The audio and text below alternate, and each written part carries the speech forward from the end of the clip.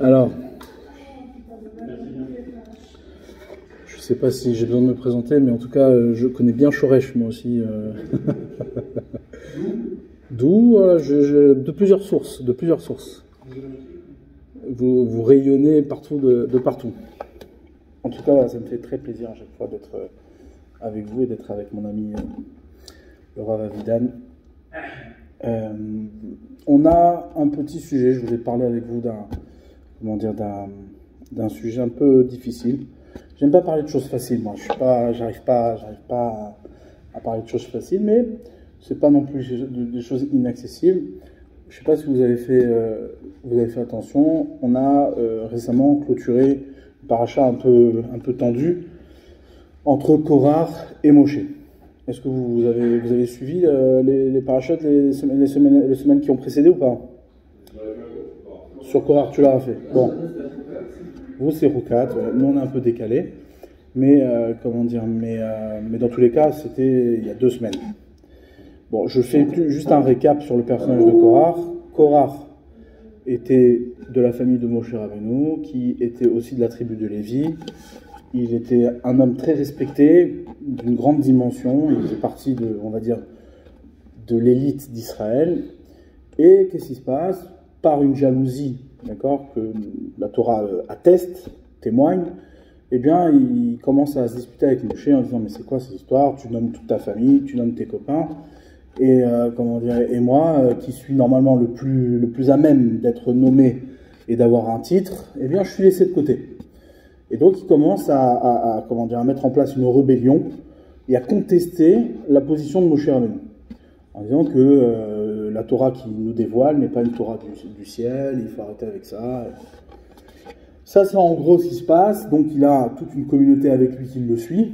Il arrive à convaincre des gens par le discours. Et au final, comment ça se termine? Hachem tranche par l'agrément du sacrifice, d'accord, qui est celui de Moshe, non pas de Korach, et il finit sous terre. Ouais, il y a une bouche, qui est une créature qui a été créée depuis le début de la création, qui attendait Korach, et qui a englouti Korach et sa communauté, qui ne sont pas morts. Ouais, nous dit la Gemara nous dit qu'ils n'ont pas été, été tués, c'est juste qu'ils ont été engloutis sous la terre, et qu'ils sont condamnés à l'éternité, ouais, de dire Moshe Emet, Vetorato Emet. Moshe est vrai, et sa Torah est vraie. Maintenant, moi, ce que j'aimerais réfléchir avec vous, c'est le concept de la marloquette, ouais, le concept de la dispute, la discorde. Même si on dit que comme tout Yetzerara, au bout du compte, eh bien, c'est un dysfonctionnement de nos valeurs, etc. Au bout du compte, il faut qu'il y ait une source, c'est-à-dire qu'il faut qu'il y ait une source dans ce qui va être la création, dans ce qui est le sens de l'existence, comprendre d'où ça tire ses forces. Le Yetzirah ne tire pas ses forces de n'importe où. Si Hachem n'avait pas donné, n'avait pas autorisé au Yetzirah de fonctionner, il ne fonctionnerait pas. D'accord? Donc il y a une base, ouais, il vient de quelque part, ce Yetzirah. Et la question que je me suis posée, je me dis, mais d'où vient la discorde? Quel est le fondement de la discorde? D'où vient cette force? Ouais, on connaît tous la puissance de la dispute, ouais, la division. Ouais, nous, on est en Israël. Bon, on est confronté à ça au quotidien, avec des groupes, des machins, des identités différentes, et chacun se tourne le dos en disant que l'autre, il est moins bien que l'autre, etc. Bon, c'est partout dans le monde entier, c'est comme ça. Il y a la discorde et la dispute et le désaccord, etc.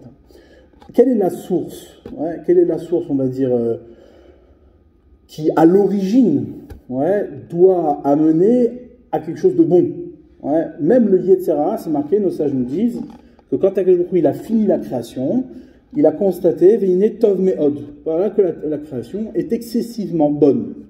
Ouais, excessivement bonne. Elle n'est pas que bonne, elle est excessivement bonne.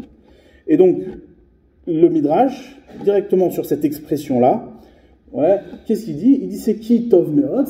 C'est quoi excessivement bon? C'est le Yetzirah. Le Yetzirah est excessivement bon. Pourquoi? Parce qu'il nous amène à se dépasser et à se réaliser. Donc du coup, bon, il n'y a pas quelque chose de négatif. Tout est fait d'une manière à pouvoir se réaliser et à exister. Ouais. Il n'y a aucune chose qui ne finira par disparaître. Aucune. Ce qu'il a créé est voué à vivre et à exister. Ouais. La mort n'existe pas. La disparition n'existe pas. C'est d'ailleurs un des principes de Emouna que l'on a. C'est-à-dire le principe de foi que l'on a, c'est quoi? Vous connaissez? Quelle est la base de tous les principes de foi que l'on connaît? Comment? Gan Eden, ouais. Mais surtout, là, maintenant, quel est celui qui est à la source de toutes les foi que l'on connaît? Le principe, hein, un principe qui est indispensable. Tu as dit quoi? Le Mashiach, c'est pas ça. Tu vois, même le Mashiach, il dépend encore de quelque chose de beaucoup plus profond. Ouais. Bon, Dieu, c'est pas un principe, mais une foi, c'est une évidence. Ouais. Alors, je vous le dis, c'est Triyat Hametim, la résurrection des morts. D'accord? La base, le Ikar, ce qu'on appelle dans ce qui est la foi d'Israël, le Ikar, le principe fondamental de toute foi, c'est la résurrection des morts. Pourquoi? Parce que c'est avoir foi qu'il n'y a aucune chose qui meurt. Tout est destiné à vivre. Il n'y a pas une chose que toi tu as vu mourir qui n'est pas destinée à vivre. Quand Hachem il crée quelque chose, c'est voué à vivre. Ouais. Maintenant, nous, on le voit mourir parce qu'on n'est pas encore prêt à voir ce qui vit véritablement. Donc pour nous, ça meurt. Ouais. Bref, une parenthèse.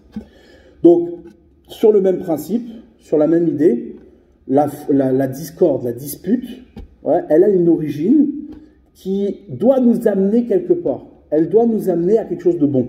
Elle doit nous amener à nous réaliser. Et donc, pour essayer de comprendre ça ensemble, je vais vous donner quelques petites références dans la Torah qui sont très intéressantes d'un point de vue, réflexion et également d'un point de vue symbolique, au niveau de l'image. Quand Akadosh Baruch Hu crée le monde, ouais, qu'est-ce qui se passe? Il crée le monde au premier jour. Qu'est-ce qui se passe au premier jour? Bereshit. La lumière. Non, tu as raison. Il a créé Elohim le ciel et la terre. Vayomer Elohim yehi or, vayi or. Hachem dit que la lumière soit, et la lumière fut. Très bien. Maintenant, deuxième jour, qu'est-ce qu'Akadosh Baruch Hu il a créé? Le deuxième jour. Le ciel. Très bien, voilà, Chazak. Le monde était entièrement un monde couvert d'eau. Il n'y avait que de l'eau partout. Bien qu'on ait dit au préalable que Hachem avait créé le ciel et la terre. Mais tout était recouvert d'eau. Donc qu'est-ce qu'il a fait Hachem au deuxième jour? Il a séparé les eaux. Il a mis des eaux en haut et des eaux en bas. Et au milieu, il a créé ce qu'on appelle le Rakia, le ciel. Ouais, le ciel. Un ciel qui sépare les eaux d'en haut et les eaux d'en bas. Mais pour l'instant, la terre n'est pas visible. Elle n'apparaît pas. Au troisième jour, qu'est-ce qui se passe? Hachem rassemble les eaux qui sont en bas pour laisser apparaître la terre. Ouais. Yikavu Amaïm, on rassemble les eaux, Vetera Yabasha, et la terre apparaît. Ouais. Donc là, on voit quelque chose de surprenant. Ouais. C'est que la terre qui a été créée au départ n'était pas visible. Elle n'était pas accessible. Et pour la rendre accessible, il a fallu séparer les eaux. Il a fallu créer ce qu'on appelle une séparation. Nos sages nous disent que quoi? Que cette séparation est l'origine de la marloquette, est l'origine de la dispute. Il y a une discorde qui a été, structurellement figée dans la création, c'est la discorde des eaux. D'accord? Mais cette discorde-là, elle a permis quoi? Elle a permis de laisser apparaître la terre. D'accord? Maintenant, la terre, c'est quoi?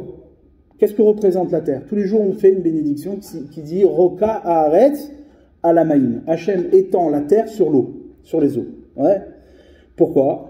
Parce que l'homme, il ne vit pas sur l'eau. Il ne peut pas vivre sur l'eau. Ouais. L'homme, il vit sur la terre. La terre, c'est le lieu, c'est l'endroit sur lequel l'homme se réalise. Tout le destin de l'homme, toute la réalisation de l'homme, tout ce que l'homme va appliquer dans le monde se fait sur la terre. Les sages nous disent que Haaretz, la terre, ça a comme racine Ratz. Ratz, c'est quoi Ratz en hébreu? Courir.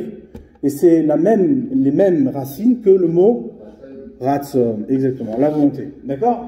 Donc ça veut dire quoi? Ça veut dire que la terre renferme toute la volonté du monde. Quand Akadosh Baruch Hu, il a créé le monde avec une volonté, et cette volonté doit arriver quelque part. Donc c'est pour ça que la terre, pour nous, c'est le lieu de l'expression de toute chose. Ouais. Quand on plante une graine, c'est dans la terre que la graine prend sa réalisation et comment dire, et nous donne ses fruits. La terre renferme tous les secrets du monde. L'eau, il n'y a rien. L'eau, tu fais rien apparaître sur l'eau. Même pire que ça, si tu dessines quelque chose sur l'eau, automatiquement ça s'efface. Ouais, c'est artificiel qui font un travail. C'est pareil. Ils ont pris de la terre, ils ont fait de la terre. Ouais, ils ont mis un lieu sur lequel, à partir de la terre, on peut nous, comment dire, se reposer. D'accord. C'est les îles artificielles. C'est la réalisation artificielle. Bon, bref. Non, mais c'est pas, ça change rien. Ça change rien. Ce que l'homme fait à l'image de ce que Hachem fait, c'est la même chose. Maintenant, ce que j'aimerais qu'on réfléchisse ensemble, c'est la stratégie. Comment Akadosh Baruch Hu nous fait apparaître la terre. Vous savez que Rashi fait remarquer qu'au deuxième jour, chaque jour, Hachem, lorsqu'il a créé quelque chose, qu'est-ce qu'il dit? Vayar Elohim Kitov. Elohim a vu que c'était bon. Ouais. Et après, jour 1, jour 2, jour 3, etc. Mais non, au deuxième jour, Hachem, il n'a pas dit Vayar Elohim Kitov. Il n'a pas dit que c'était bon. Pourquoi? Parce que c'est pas fini. Ouais, nous ça nous dit, la création du deuxième jour n'est pas finie. Alors, je ne comprends pas. Si c'est pas fini, pourquoi tu termines le jour? Faut pas terminer le jour, ne termine pas. Si tu n'as pas terminé, continue. Finis ce que tu as à finir, et tu compteras la fin du deuxième jour à la fin de ton travail. Non. Il a séparé les eaux d'en haut et les eaux d'en bas. C'est pas fini. Et le troisième jour, il fait deux choses. Il fait apparaître la terre et il développe les herbes. Ouais. Les végétaux. Alors, on ne comprend pas. C'est-à-dire, pourquoi tu as eu besoin de finir ton travail le troisième jour? Parce que c'est un travail en soi. Le fait de faire apparaître la terre, Hachem n'a pas voulu le mélanger avec la séparation. Mais pourtant, le travail de séparation se termine avec l'apparition de la terre. Ça veut dire quoi? Ça vient nous faire réfléchir, nous faire entendre qu'au bout du compte, ouais, tu ne peux pas atteindre l'objectif et le sens du monde tant que tu n'es pas passé par la marloquette, tant que tu n'es pas passé par une séparation.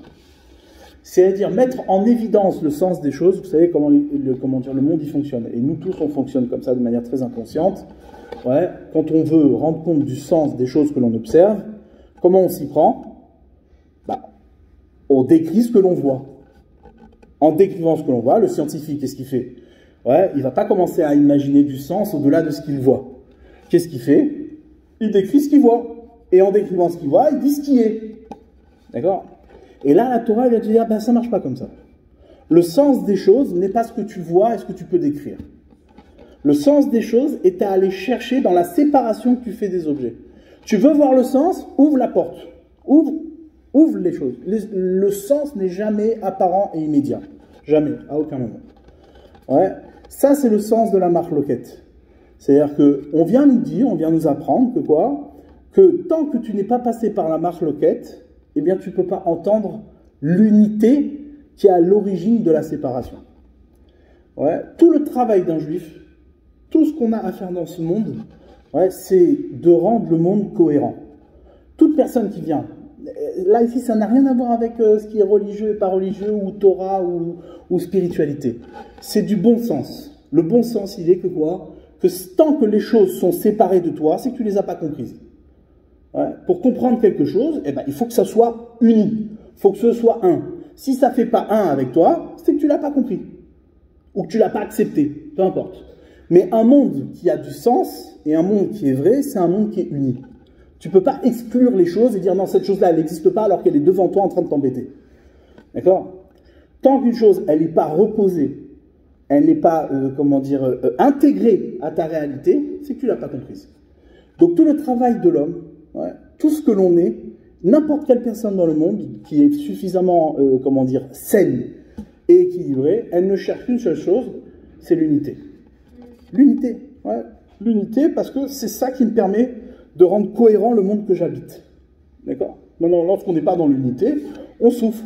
On est dans la dispute, on n'arrive pas à trouver notre chemin, on se fait des ennemis, ouais, etc., etc. Maintenant, quelle est la mitzvah principale qu'un juif a à accomplir dans ce monde? C'est ce qu'on appelle Yichud Hashem. Tous les jours, un juif, il dit 2 fois par jour, Shema Israël, Hashem Elokeinu, Hashem Echad. Ouais. Pourquoi tu dis ça tous les jours? 2 fois. Ah, toi tu dis 3 fois? Avant de dormir. Très bien. En tout cas, il y a une mitzvah de le dire 2 fois par jour. Quand tu vas dormir, c'est bien, c'est une belle chose, mais c'est pas considéré comme une mitzvah de la Torah. D'accord? Mais peu importe, il faut le dire. Dans tous les cas, à chaque fois que tu dis Shema Israël Hashem Elokeinu Hashem Echad, pourquoi on parle de ça? Pourquoi c'est tellement important? Pourquoi c'est la base de tout? Parce que le travail de l'homme, c'est de se réconcilier avec Hashem. Ça veut dire quoi? Ça veut dire que Hashem, tu ne peux pas le voir sans te fâcher avec lui. Tu ne peux pas le voir, c'est impossible. Tu ne peux pas le révéler si tu n'es pas passé par la machloket, si tu n'es pas passé dans la dispute. La division et la séparation. C'est pour ça qu'Hachem, quand il a créé le monde, eh ben de fait, la création, c'est une séparation de lui. D'accord? Hachem, quand il a créé, lui, il est l'existence absolue. Il n'y a rien d'autre qui existe. Comme on dit, en od. Il n'y a rien d'autre que lui. Maintenant, quand il va créer l'homme, hop, il y a quelque chose d'autre maintenant. C'est-à-dire quoi? Il crée la machloket. Il crée la division. Maintenant, cette division-là, est-ce qu'elle est faite pour exister? Est-ce qu'elle est destinée à être éternelle? Pas du tout. Elle existe pour laisser place à l'homme un travail à opérer, qui est un travail de réconciliation. Toi, l'homme, t'es séparé d'Hachem.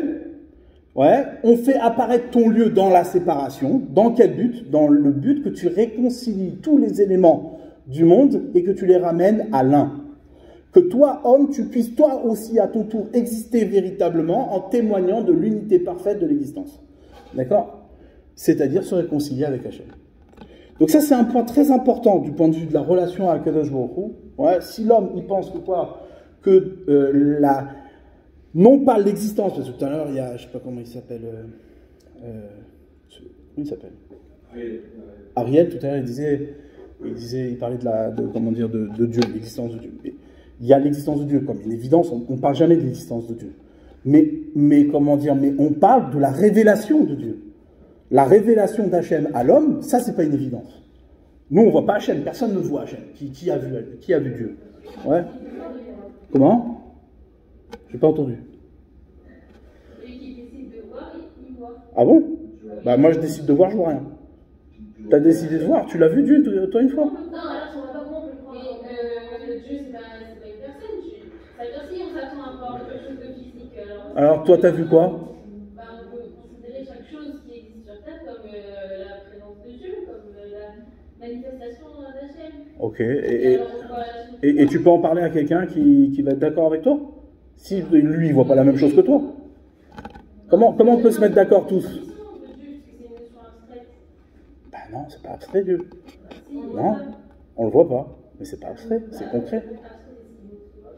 Alors donc du coup, toi, tu es en train de dire quelque chose qui est paradoxal. D'un côté, tu dis je vois Dieu parce que j'ai décidé de le voir, mais c'est quelque chose d'abstrait. Donc tu le vois pas. Donc c'est une croyance, c'est une foi, personnelle.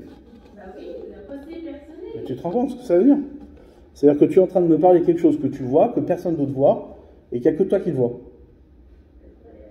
Tu sais comment on appelle ça? Hein? Voilà. On appelle ça des gens malades qui ont besoin d'aller consulter, d'accord? Ouais. Non, mais sans plaisanter. Sans plaisanter, c'est sans juger personne. Je sais très bien, attention, ce que je dis maintenant, c'est juste pour réfléchir avec vous.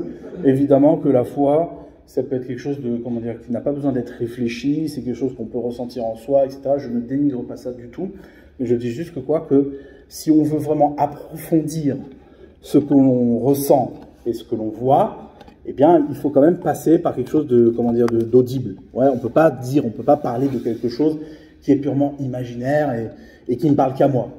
Quand on parle d'Hachem, on est obligé de parler d'une révélation pour tout le monde. Pour tout le monde, c'est la même chose. Ouais. Maintenant, c'est ce que je suis en train de vous expliquer maintenant. C'est-à-dire que tu ne peux pas accéder à la révélation d'Hachem si tu ne crées pas une séparation, si tu ne crées pas une division. Si tu n'ouvres pas, si tu ne déchires pas le décor dans lequel tu te trouves, eh bien, tu ne peux pas révéler Hachem. Qu'est-ce que ça implique? Ça implique quelque chose de très, pertinent au quotidien. Prenons la machloket, d'accord, comment nos sages ont exposé la machloket entre Korach et Moshe Rabbeinu. Korach arrive, il dit, moi, Moshe, j'en ai marre de tes décisions. Ouais, tu prends tout pour toi. T'es égocentrique. Ok? Très bien. Comment il lui dit ça? Il lui dit, dis-moi, si demain, moi, maintenant, je mets un habit entièrement de trélette, entièrement de bleu azur, est-ce que, au bout de cet habit, dans mes tzitzit, je dois avoir un fil bleu azur? Est-ce que je dois appliquer la mitzvah d'avoir un fil bleu azur? Vous savez que c'est quoi la mitzvah du tzitzit? Dans la mitzvah idéale du tzitzit, telle qu'elle est décrite par la Torah, il y a la mitzvah de mettre des fils au bout d'un habit à 4 coins, mais parmi ces fils-là, il nous faut un fil qui est bleu azur. D'accord? Celui qui fait les nœuds et qui entoure. Très bien. Maintenant, lui, le Korach, il dit, mais attends, je ne comprends pas. Si maintenant mon habit il est entièrement bleu azur, je n'ai pas besoin de me consacrer un fil au bleu azur. Ça y est, je suis inondé de la couleur bleu azur, j'ai pas besoin d'avoir un petit fil. Donc ils ont mis des titites sur les maisons. Voilà. Donc il n'y a plus besoin de mettre des titites, t'as compris? C'est ce qu'il dit Korach. Il dit, si je mets du bleu partout, pourquoi j'ai besoin de mettre un titit bleu? Alors tu vas me dire, bon bah si je suis bête et discipliné, Hachem il m'a dit tu mets, arrête de discuter, c'est la mitzvah. Et Korach dit non, comment dire, c'est pas suffisant. Le sens de la mitzvah c'est quoi? C'est de se connecter à Hachem. Or, si Hachem inonde le monde, si Hachem est une évidence, j'ai pas besoin d'aller le chercher. Et là, Moshe Rabbeinu, il dit à Korach, il dit, non, tu es obligé de laisser un tzitzit bleu. Pourquoi? Parce que même si Hachem inondait le monde, eh bien, il ne se révèle pas à toi, tu ne peux pas le voir. Il faut que tu ailles consacrer. Ouais, il faut que toi-même tu ailles arracher au décor du monde le petit fil bleu qui témoigne de ton effort et de ton travail à aller chercher Hachem dans le monde. Pareil pour la mezouza. Il vient et dit, ouais, si j'ai une maison entièrement remplie de Sefer Torah dans cette pièce, il y a 10 fois, 100 fois plus de textes et de Torah et de textes sacrés que ce qu'il peut avoir dans une mezouza. Est-ce que j'ai besoin de mettre une mezouza à la porte? Pas besoin. Ça y est, il y a plein de livres ici. Ouais. Et là, j'ai dit oui, tu as besoin de mettre une mezouza. Pourquoi? La même chose. Si maintenant tu es inondé, si pour toi, Dieu c'est une évidence, il est partout. On le voit partout là où on a envie de le voir. Ouais. Ben, c'est quoi le travail? Hachem, c'est pas comme ça que ça marche. Hachem, il faut travailler pour aller le chercher. Ouais. Et c'est là où j'en viens à la nécessité d'un marloquette. Et comprenez bien cette différence. Ouais. Dans ce que la Torah nous demande, ouais, c'est pas de voir Dieu partout. La Torah ne nous demande pas ça. C'est pas ce qu'elle nous demande. Ce qu'elle nous demande, c'est quoi? C'est d'être miyached, c'est-à-dire d'unifier tout ce que tu vois à la révélation d'Hachem. Quand tu vois une chaise, tu ne vois pas Dieu. Si tu vois Dieu, ouais, il faut aller consulter. D'accord? Maintenant, quel est le boulot? Quel est le travail? C'est de voir combien cette chaise, cette table, les gens que tu rencontres, les discussions que tu peux avoir, qui en apparence ne sont pas la visibilité d'Hachem, ouais, eh bien, ensemble, elles construisent un chemin vers Hachem. Ta réflexion, ton travail à chercher Dieu derrière tout ça, c'est ce qui va créer une relation avec Hachem. C'est ce qu'on appelle la avoda, le travail, le service. C'est un peu difficile ce que je dis maintenant, mais je vais vous aider à comprendre avec une autre nuance. On va faire une différence entre ce qu'on appelle, on va définir maintenant ce qu'est une volonté. Ok? Est-ce que tout le monde a fait l'expérience d'avoir eu faim une fois un jour? Ouais? Avoir faim. T'as déjà eu faim? Ouais? Bon, quand t'as faim, qu'est-ce que tu fais? Je cherche à manger. Tu manges. Maintenant, toi maintenant, quand tu veux manger, tu as une volonté de manger. Bah, dans le meilleur des cas, quand tu es un bon mangeur, ta volonté se tourne vers un bon steak de viande. D'accord? Maintenant, dans la modernité, on se tourne vers un bol de quinoa ou j'en sais rien, peu importe. Chacun avec ses tendances. D'accord? Maintenant, les volontés sont très différentes. Maintenant, toi, ta volonté, elle naît de quoi? Elle naît d'un besoin. Étant donné, comment? Elle naît d'un besoin. Elle naît d'un besoin. Comme un bébé qui, au moment de sa naissance, bah, il pleure. Pourquoi? Parce qu'il a mal au bide. Ouais, il a faim. Donc, qu'est-ce qui se passe? Il attend que sa mère, elle lui donne le sein pour manger et pour calmer son mal de bide. Ok? Ben, nous, c'est pareil. Il y a un besoin qui s'exprime, qui est que ben, l'estomac se tord, j'ai faim, donc du coup, j'exprime une volonté. Je veux manger. D'accord? C'est bon? Ok? Très bien. Maintenant, cette volonté-là, c'est une volonté qui naît d'un contexte. Or, toutes nos volontés à nous, la plupart du temps, elles naissent tout le temps d'un contexte. Elles naissent d'un besoin.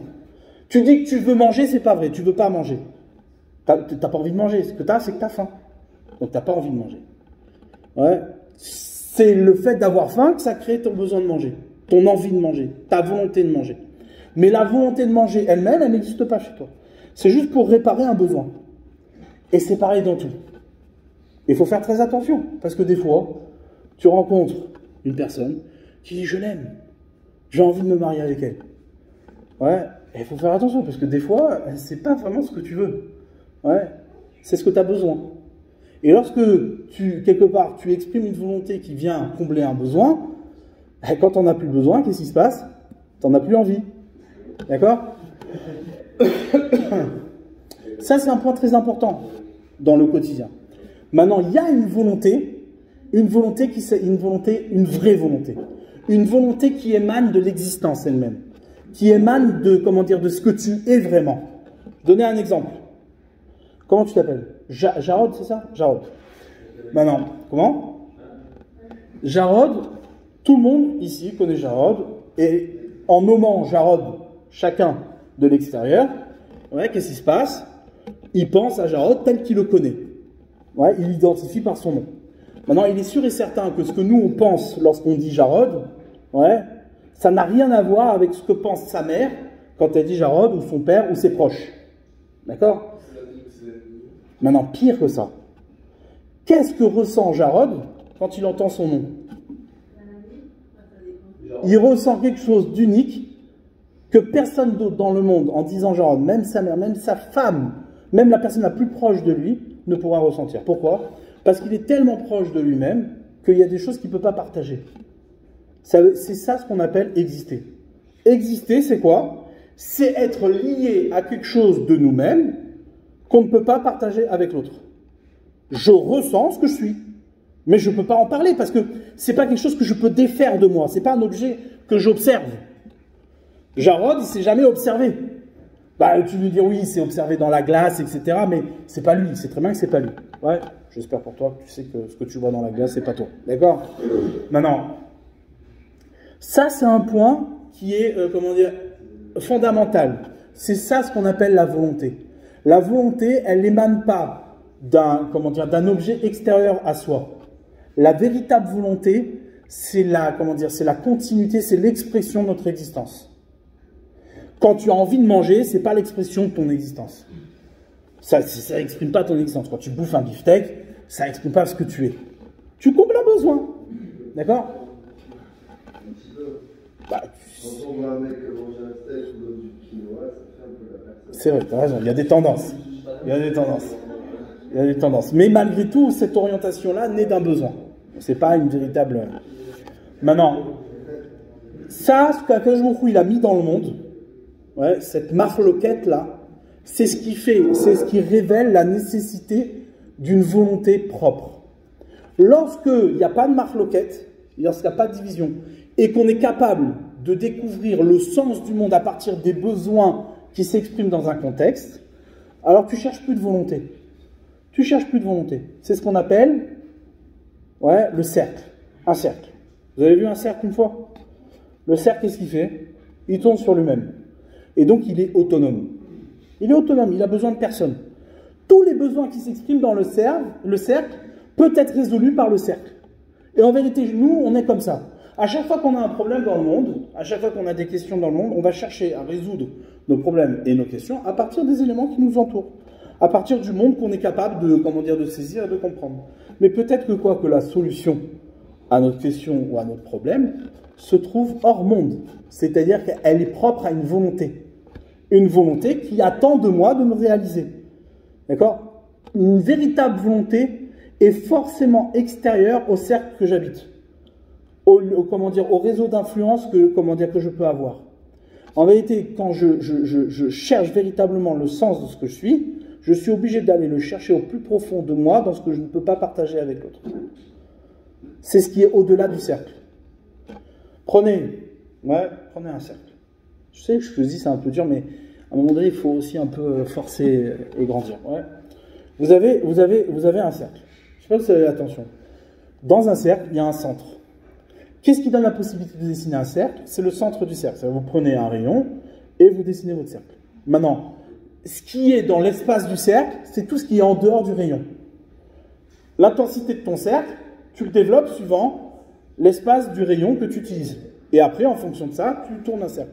Tout ce qui est dans le cercle appartient au cercle. Mais le centre du cercle, il n'appartient pas au cercle. C'est ce qui fait le cercle. C'est exactement la même chose pour un homme.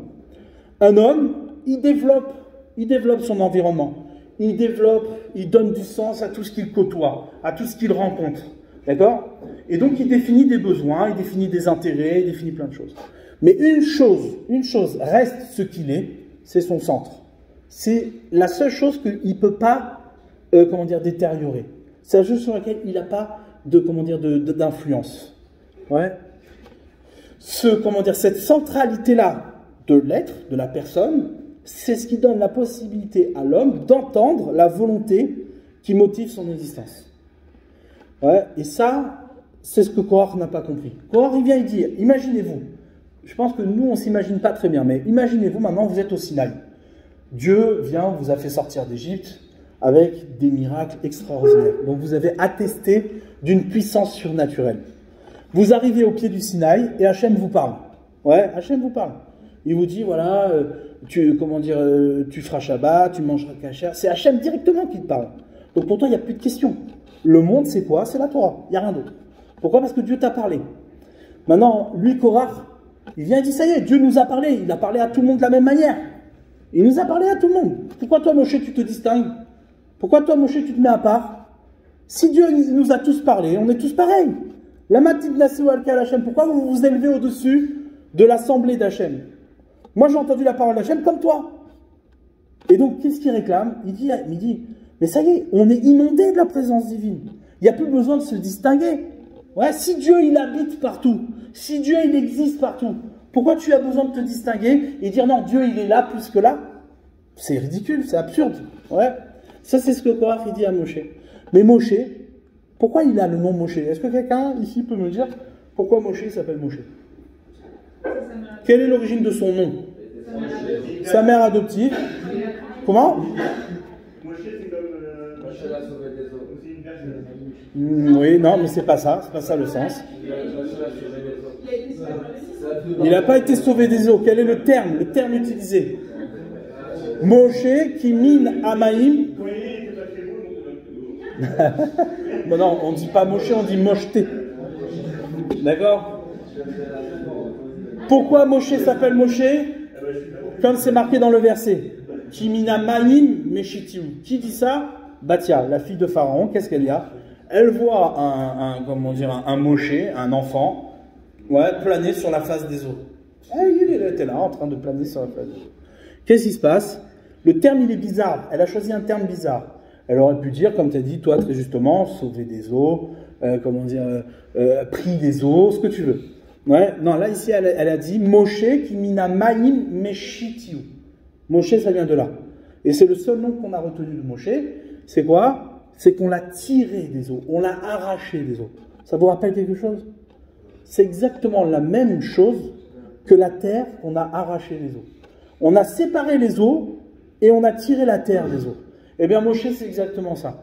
Moshe, celui qui est la révélation de la parole d'Hachem dans le monde et qui est le prophète qui nous a donné la Torah, eh bien, il ne peut pas être autre que celui qui a été arraché des eaux. La parole d'Hachem, c'est un arrachement au contexte du monde dans lequel tu vis. La Torah n'est pas une réponse aux problèmes du monde. Elle ne vient pas résoudre un problème sociétal, elle ne vient pas résoudre des problèmes qui sont intérieurs au cercle et à l'environnement. Elle vient te révéler une parole qui te connecte au-delà du cercle, au-delà de ton environnement. Et ça, c'est le point, à mon avis, c'est le point fondamental et le aleph-bet de tout ce qui est la Torah. Si tu abordes la Torah, si tu abordes ton Shabbat en pensant que ça va résoudre tes problèmes familiaux, parce que tu pourras te retrouver autour d'une table avec ta famille, etc., ce qui est très juste, ouais, eh bien ça, c'est pas Shabbat. N'importe qui peut faire ça. Ouais. N'importe quelle famille, même qui n'est pas juive, d'accord, si elle est suffisamment, sensée et équilibrée, dit, écoutez les gars, on va se faire un dimanche tous ensemble, et on va se donner un rendez-vous familial, et on va manger autour d'une table, on chantera des chants, etc. Il n'y a rien de divin là-dedans, et il n'y a rien de spirituel là-dedans. D'accord? Le Shabbat ne vient pas résoudre des problèmes qui naissent du cercle. C'est pas une volonté qui vient combler un besoin. La Torah ne vient pas combler un besoin. Celui qui te dit la Torah c'est vital, tu comprends, sans Torah je vis pas. Mais ça marche pas comme ça, c'est des fous qui pensent comme ça. La Torah c'est quoi? C'est une relation à Hachem. Or Hachem, il se révèle de l'au-delà du monde. C'est pas quand tu vois une fourmi, tu dis waouh Hachem. Non, c'est une fourmi, c'est pas Hachem. Ouais. D'accord? Ça veut dire quoi? Ça veut dire que tu peux pas confondre ce que tu vois avec Hachem, c'est impossible. Par contre, ce que tu peux entendre, c'est que ce que tu vois est l'occasion de révéler Hachem. Lorsque tu es capable de séparer ce que tu vois, de créer cette marloquette, ouvrir les eaux pour aller découvrir ce que se cache derrière la nature, comme ils nous disent Teva, Ateva, ouais, comme ça c'est marqué, Ateva, la nature, c'est la même gematria que Elohim. Ouais, Elohim. C'est-à-dire que la nature a comme vocation de noyer la présence d'Hachem. Mais malgré tout, c'est grâce à la nature que je peux, par le biais de mon travail, de mon service, de mon investissement, que je vais accéder à Hachem. C'est pour ça que toutes nos mitzvot, elles n'ont pas de raison. La raison pour laquelle vous faites des mitzvot bêtement, sans aucune raison, c'est celle-là. N'importe qui ici, ouais, ne peut pas justifier pourquoi il met les tefilines. C'est impossible. Ouais. De manière sensée. Tu peux avoir une affection particulière, tu peux avoir un lien particulier avec tes tefilines. Ouais. Bon, c'est ton problème, d'accord? Mais ça ne justifie pas le fait de mettre des tefilines. Va voir un type qui est complètement étranger à l'expérience de mettre des tefilines parce qu'il n'est même pas juif, d'accord? Tu viens, tu lui dis, écoute, moi je mets les tefilines. Et le gars, de toute façon, vous avez tous lu ça. Une fois quand vous avez fait la bar mitzvah, il y a des goïms qui sont venus à vos bar mitzvot ou des bar mitzvot que vous connaissez. C'est déjà arrivé. Le goïm, il arrive, il te dit, c'est quoi? Pourquoi vous mettez les tefilines sur la tête? Qu'est-ce que tu lui réponds? Hein? Les phylactères. Ouais. Qu'est-ce que tu lui réponds? Tu réponds, c'est comme ça. Hein? Pour rentrer dans la secte. Tu lui réponds à secte juive, tout ce que tu veux. Tu sais pourquoi tu réponds tout ça? Parce que tu es incapable de donner une réponse. C'est quand même terrifiant. C'est-à-dire que toi, tu mets les tefilines tous les jours et tu es incapable d'expliquer pourquoi.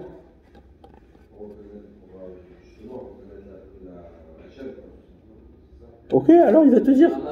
Reconnais Hachem autrement.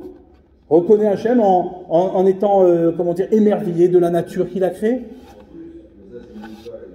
Pour moi, c'est juste le symbole de la majorité. C'est une mitzvah. C'est-à-dire quoi, c'est une mitzvah? C'est ce qu'il t'a demandé. Donc c'est une relation à Hachem sans aucun sens. C'est qu'une relation. Regarde, la plus grande preuve de notre connexion et de notre relation privilégiée à Hachem, vous savez c'est quoi? C'est la matzah que l'on mange le soir de Pessah. Ouais. Je vais te dire le rapport. Est-ce que tu te connais un seul débile dans le monde qui célèbre sa liberté en mangeant un pain qui n'a pas levé et qui est immangeable? Les Somaliens, Non, les Somaliens, c'est un besoin. Et ils célèbrent pas leur liberté. Ils célèbrent pas leur liberté. Non, mais je ne sais pas si vous faites attention à ça. C'est-à-dire que chaque année, on se rassemble autour du table. Ouais, on fait toute une cérémonie de libération où on s'accoude, on est là, on dit on est des rois, on est bien comme ça, on se met bien. Ouais, et qu'est-ce que tu manges? Tu manges de la matzah. C'est quand même... Et pourquoi tu fais ça? Pourquoi? Quel est le fou qui fait ça? Ça se mange pas, c'est pas mangeable. Je suis d'accord, mais qui est le fou qui se met devant et qui prie devant quelqu'un qui va jamais se répondre. Alors, moi, je vois ça. Pareil, t'as raison. Mais t'as raison. Genre, mais qu'est-ce qu'ils font là? En fait, les gens, ils se rendent pas compte à quel point c'est fou. Mais en fait, je pense qu'on est tous fous des vrais. Non. Ouais. On n'est pas tous fous. Toi, tu es fou, moi, je suis pas fou. Mais, non, je rigole. Et comment dire, ta question, c'est la même. Tu te mets devant un mur et tu pries. C'est vrai, c'est ouf. C'est ouf. C'est un mur. Ah bah, on est d'accord. On est d'accord. Donc ça veut dire quoi? Venir à un cours de Torah. Ah. Non, ça c'est pas vrai. Ça, je vais te dire pourquoi c'est pas vrai, parce que quelque part, on discute, on parle, donc il y a un peu de sens. D'accord? On triche un peu. Mais lorsque tu fais une mitzvah, où tu te mets à prier devant Hachem, devant un mur, comme tu dis, eh bien, c'est dingue, ça n'a pas de sens. Maintenant, je vais te dire pourquoi, comment ça se fait que depuis, 3000 ans, le peuple juif, il mange chaque année de la matzah pour célébrer sa liberté, un truc que personne n'a fait. Dans aucune civilisation, ça n'existe. C'est le Nishma. Ouais, bon, fais-toi, ça veut dire que tu es discipliné. C'est bien, tu as raison. Mais c'est beaucoup plus que ça. Ça veut dire que le juif ressent profondément que son existence est ailleurs. Elle est dans la réponse, dans le travail qu'il est capable d'investir et de prendre sur soi d'une existence qui se révèle au-delà de ce qu'il voit, au-delà de sa vie. Et ça, c'est pas simplement un besoin, c'est existentiel. Existentiel. Si tu n'as pas ça, tu déprimes. Ta vie, elle a aucun sens. Un type qui se contente d'une vie où tous ses besoins sont comblés par des choses qui sont dans son environnement et qui ne sont pas au-delà de soi et du travail qu'il est capable de fournir, au bout d'un moment, il déprime. Son monde n'a pas de sens. Ouais. Je vous raconte une petite histoire que la Gemara elle raconte, et je termine avec cette idée-là. Comme ça, la Gemara elle paraît ridicule. Je demande juste d'être concentré sur le sens de cette Gemara. Ouais. La Gemara elle raconte qu'une fois, il y avait un monsieur qui s'appelait Eliezer Ben Dourdaya. Qu'est-ce qu'il a fait? Ah, ça il va constituer, c'est ça? Exactement. Ouais, tu as des bonnes références, toi. Il s'y connaît. Bon. Alors, regardons bien. Analysons cette histoire. Cette histoire, elle est dingue. La Gemara, vous comprenez bien que les Chachamim qui racontent une histoire pareille, c'est pas des enfants, ils sont pas ridicules. Ils cherchent à donner du sens et ils la mettent dans la Gemara, dans le Talmud. Ils savent très bien qu'à lire une Gemara comme ça, on pourrait se moquer de la Gemara et de la sagesse des Chachamim. Donc, qu'est-ce qui se passe? C'est quoi l'histoire? Un monsieur, Eliezer Ben Dourdaya, qu'est-ce qu'il faisait? Il collectionnait les prostituées. Ouais. Il les collectionnait. C'est-à-dire qu'il faisait prostituée en prostituée. Il cherchait le plaisir des femmes, d'accord? Et il allait, et il n'avait pas une seule prostituée qu'il n'avait pas fait. Tellement qu'il était, soumis à ses désirs, à ses envies, à combler ses besoins qui s'exprimaient. Maintenant, écoute bien. Concentre-toi. Ouais? Ah, on l'a perdu. Reviens à la réalité, ouais. Maintenant, qu'est-ce qui se passe? Ce Eliezer Ben Dourdaya, il lui manque une prostituée, c'est le Graal, genre la top du top, d'accord? Qu'est-ce qui se passe? Il rassemble l'argent, ouais, et il a son argent, il se dirige vers elle, et il fait l'acte avec elle. Ce qu'il a attendu toute sa vie, ça y est, c'est l'aboutissement, ouais. Qu'est-ce qui se passe au milieu de la relation? On nous dit de la Gemara que la femme, elle lâche un vent. D'accord? Et alors, la femme, elle se tourne vers Eliezer Ben Dourdaya, elle lui dit, tu es comme ce vent-là. Ça veut dire que tu es un vent, tu n'es rien. Walou. Ouais? Tu es un vent. Et qu'est-ce qui se passe? Eliezer Ben Dourdaya, la phrase que cette prostituée, c'est une prostituée, elle vaut rien. Cette femme-là, elle vaut rien. D'accord? Lui, maintenant, ce Eliezer Ben Dourdaya, il a entendu cette phrase-là, ça l'a cassé. Mais genre, il s'est replié sur lui-même, il a commencé à pleurer. Il dit à qu'il a tellement pleuré il désirait faire teshuva, revenir sur tout ce qu'il avait fait de terrible, ouais, et il n'a pas pu résister tellement qu'il était en souffrance, il en est mort. Et là, une voix sort du ciel Et il dit, c'est plus Eliezer ben Dourdaya, ton nom, c'est Rabbi Eliezer ben Dourdaya. D'accord? Il a été pardonné, Hachem a pardonné, etc. Mais il a dû mourir pour ça. D'accord? Lui-même, il a tellement souffert. Donc moi, je vous pose une question. Comment c'est possible? Le type, toute sa vie, il a, je sais pas, des centaines, des milliers de prostituées. Rien que l'autre, elle a eu un vent, elle lui a balancé un truc, ça y est, il est déprimé. Toute ta vie, c'était ça. Toute ta vie, c'était ça. C'est juste ça qui t'a fait prendre conscience. Qu'est-ce qu'il y a eu à ce moment-là que tu as pris conscience de ta nullité? Ouais. Les autres, non, elles t'ont pas fait prendre conscience. Je vais vous donner la réponse. La réponse, elle est que quoi? Qu'après cette prostituée, il n'y en avait plus. C'était la dernière. C'était la dernière. Il n'y en a plus d'autres. Donc ça veut dire quoi? Qu'il n'a plus rien à faire derrière. Il a comblé. C'est-à-dire, toute sa vie, elle a abouti. Il a réussi à aboutir et à se dire, ben, j'ai plus rien à faire de ma vie. Et c'est ça qu'elle lui a dit. Ça a du sens pour lui parce que lui, il était à l'aboutissement de ses rêves.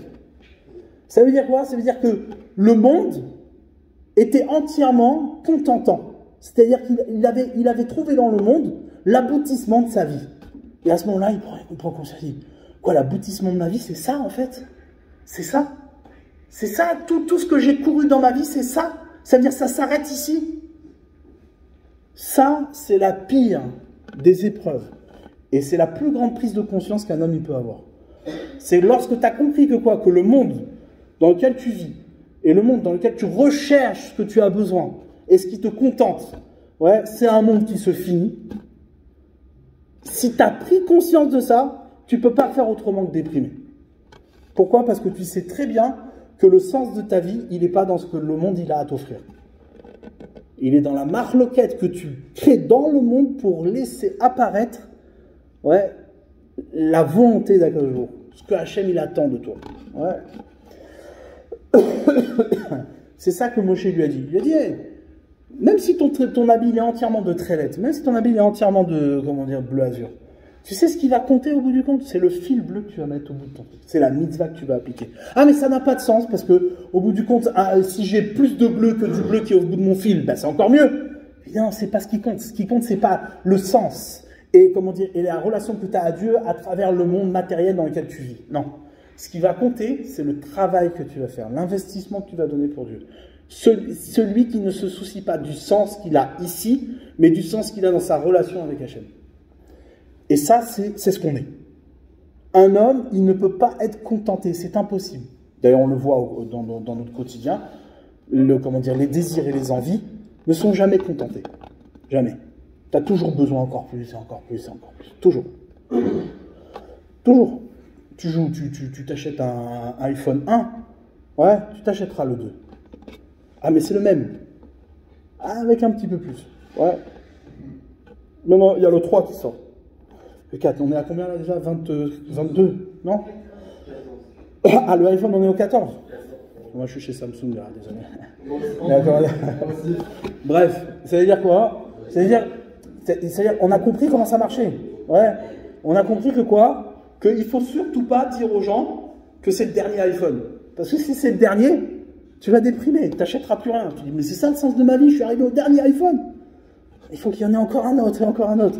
Sinon, c'est ce qui va tuer le marché. Et ça, c'est une débilité absolue. Comment c'est possible que quoi? Que tu as acheté un téléphone qui vaut 1000 € et que tu attends dans 2 ans le prochain et que tu vas le racheter encore à 1000 € alors que, différence, c'est quoi? Allez, des millions de pixels en plus et que tu n'as pas besoin. D'accord? Pourquoi? Parce que c'est comme ça, c'est ça qui donne du sens à ta vie. Et c'est ça que nous disent nos sages. Chaque désir, chaque envie que l'on a, en vérité, c'est l'expression du manque qu'on a dans la relation qu'on a avec Hachem. Tu veux savoir comment lutter contre ton Yetzer Hara?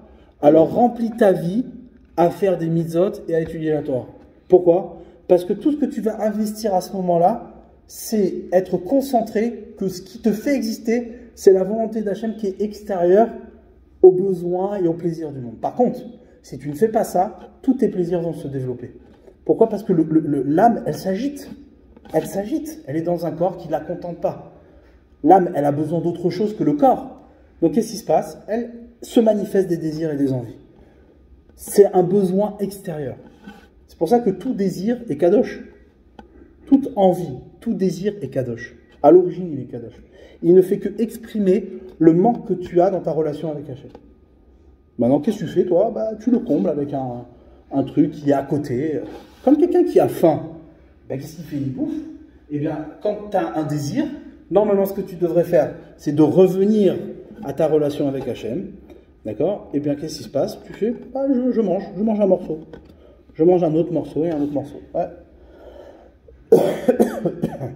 Ça, c'est le sens, je termine avec ça, c'est le sens de la marloquette. Toute marloquette a pour objectif de te révéler que dans cette séparation, il y a un besoin d'unité.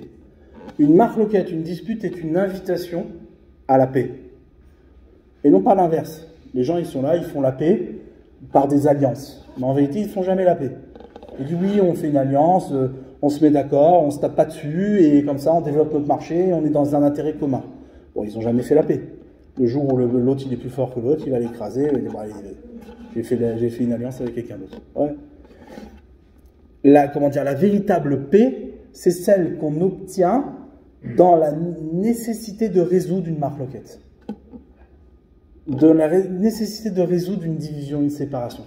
Et ça, c'est notre travail, même dans le couple, dans la relation qu'on a avec notre conjoint, c'est exactement ça.